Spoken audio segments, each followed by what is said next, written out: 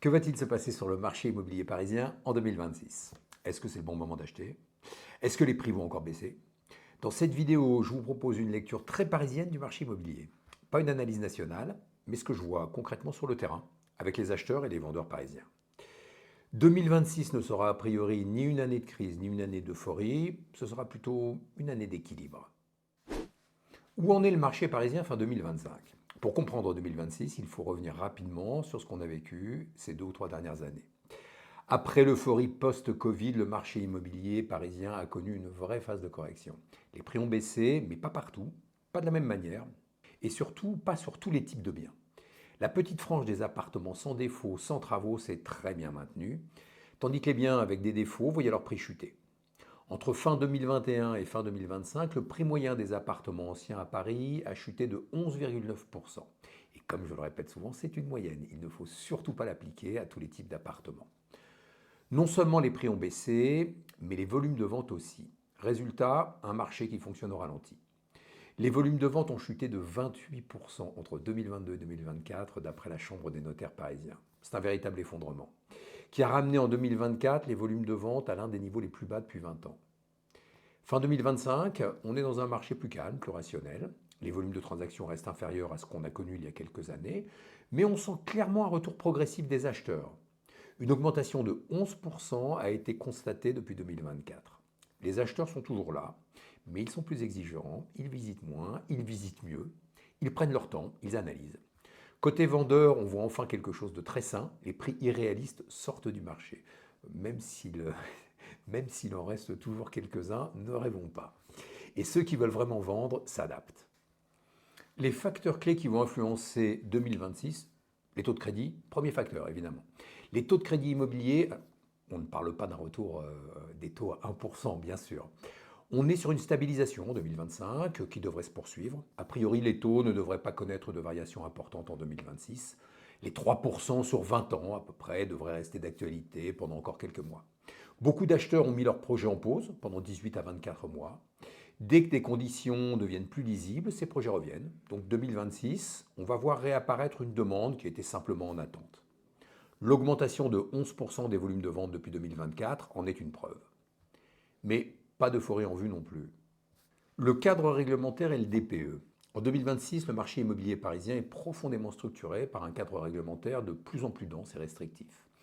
Il influence directement la valeur des biens, la fluidité des transactions et les stratégies des propriétaires. Le DPE reste l'un des leviers majeurs. Avec la réforme entrée en vigueur le 1er janvier 2026, le nouveau mode de calcul de l'électricité améliore mécaniquement la note de nombreux logements chauffés à l'électrique. Concrètement, certains biens jusque-là pénalisés peuvent remonter d'une classe sans travaux. Cela limite les décotes excessives et redonne de l'air dans un marché très tendu comme ceux des petites surfaces parisiennes. En revanche, cette amélioration administrative ne règle pas tout. Elle peut même brouiller la lecture réelle de la performance énergétique et retarder certaines décisions de rénovation qui sont pourtant nécessaires. Parallèlement, la réglementation sur la décence énergétique continue de sortir progressivement les passoires thermiques du marché locatif. Les logements classés G ne peuvent plus être loués. Cela pousse soit à engager des travaux lourds, souvent complexes, en copropriété parisienne, soit à arbitrer en faveur de la vente. Un point qui va tendre encore un peu plus le marché locatif déjà hyper tendu à Paris. Autre réforme, l'audit énergétique imposé pour la vente de certains biens immobiliers en monopropriété. Il s'impose désormais comme un outil central de la négociation. Il apporte de la transparence, mais renforce aussi la pression sur les prix lorsque les scénarios de travaux sont coûteux. À cela s'ajoute l'encadrement des loyers, toujours en vigueur à Paris. Il plafonne les loyers, compresse mécaniquement la rentabilité de certains investissements, rend certains montages moins viables et incite des propriétaires à changer de stratégie en éloignant des investisseurs du marché immobilier parisien.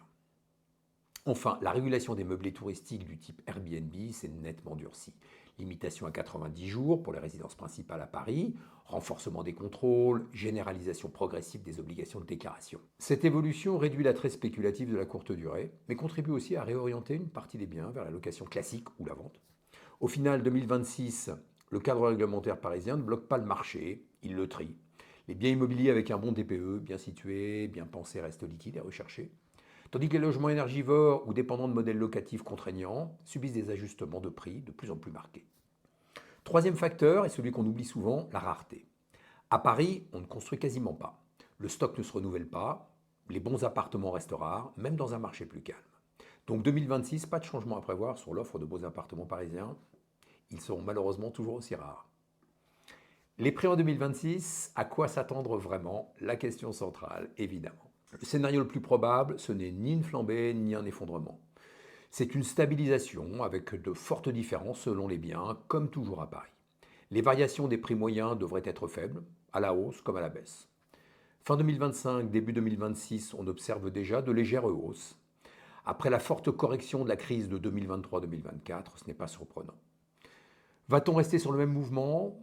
Ce ne serait pas étonnant, mais une chose est certaine, les beaux appartements trouveront toujours aussi rapidement preneur.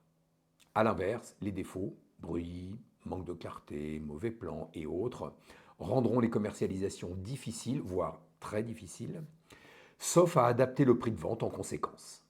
Les quartiers qui pourraient bien performer. Dans les périodes de crise et dans les marchés immobiliers calmes, comme actuellement, on observe un retour aux basiques.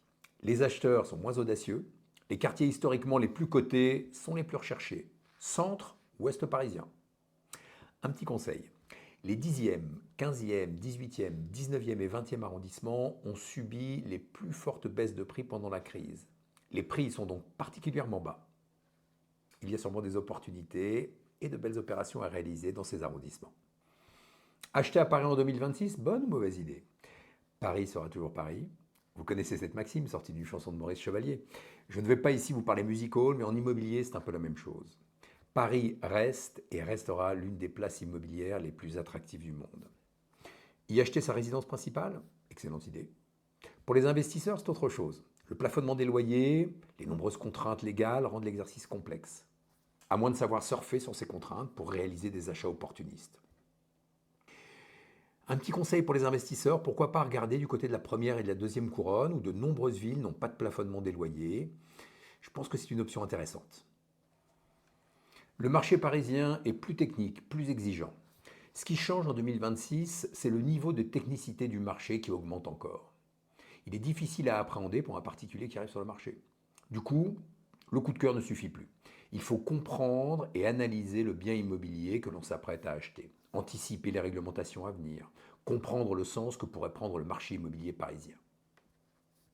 En conclusion, pour résumer, 2026 n'est pas une année et ne sera pas visiblement une année spectaculaire. C'est une année saine, moins d'euphorie, moins de peur, plus de rationalité. À Paris, c'est la manière d'acheter, la compréhension du terrain et la qualité des décisions qui font la différence. Et c'est exactement dans ce type de marché que les acheteurs bien préparés s'en sortent le mieux.